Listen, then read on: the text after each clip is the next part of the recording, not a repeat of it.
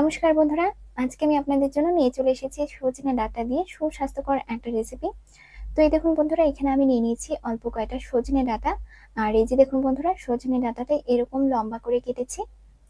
আর নিয়েছি বন্ধুরা দুটো আলু। আলুটা বন্ধুরা আমি এরকম লম্বা করে কেটেছি। এই যে দেখুন বন্ধুরা।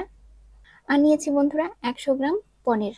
পনিরটাও বন্ধুরা আমি আলু আর সজনে ডাঁটার মতো লম্বা লম্বা করে কেটে নিয়েছি।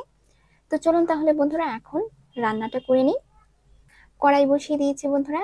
আর বন্ধুরা, কড়াইটাকে আমি খুব ভালো করে গরম করে নিয়েছি। এরপর বন্ধুরা দিয়ে দিলাম কড়াইতে অল্প একটু সয়াবিন তেল।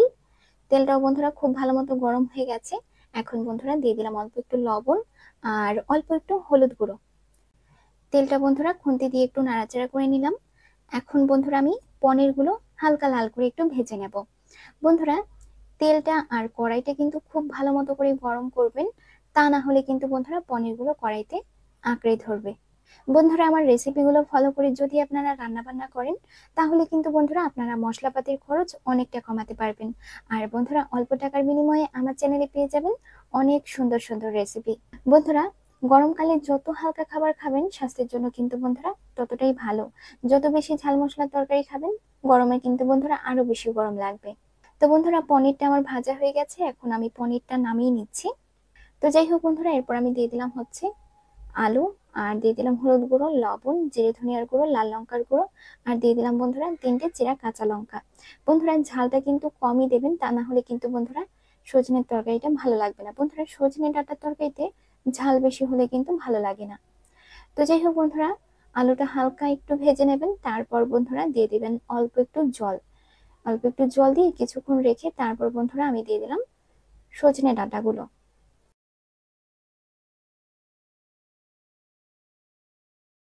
এরপর বন্ধুরা আমি একটু কিছুক্ষণের জন্য ঢাকা দিয়ে দিলাম। বন্ধুরা, একটু কিছুক্ষণের জন্যই কিন্তু ঢাকা দিয়ে রাখবেন, তা না হলে কিন্তু বন্ধুরা সজনে ডাঁটাগুলো ঘোলা হয়ে যাবে। তো বন্ধুরা, আলুগুলো কিন্তু প্রায় সেদ্ধ হয়ে এসেছে।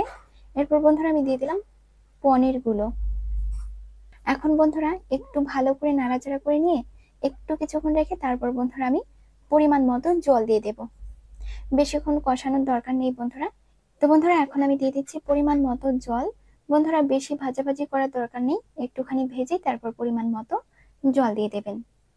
বন্ধুরা, এখন তো সজনে ডাঁটার সিজন, আর আমি কিন্তু বন্ধুরা আরো সজনে ডাঁটার রেসিপি দিয়েছি।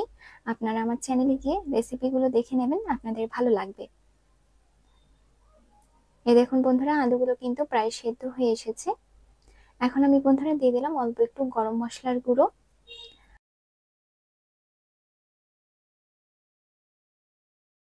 আর দিয়ে দিচ্ছি বন্ধুরা অল্প একটু ধনিয়া পাতা কুচি। বন্ধুরা, এই তরকারিটা কিন্তু একদিন বাড়িতে অবশ্যই ট্রাই করে দেখবেন, খেতে ভীষণ ভালো লাগে। তো বন্ধুরা, তরকারিটা আমার হয়ে গেছে, এখন আমি বন্ধুরা তরকারিটাকে নামিয়ে নেব। আর বন্ধুরা, এমনই সুন্দর সুন্দর রেসিপি পেতে আমার চ্যানেলটিকে এক্ষুনি সাবস্ক্রাইব করে রাখুন, আর লাইক কমেন্ট শেয়ার করে দিন বন্ধুরা। তো বন্ধুরা, ভালো থাকবেন সবাই। নমস্কার।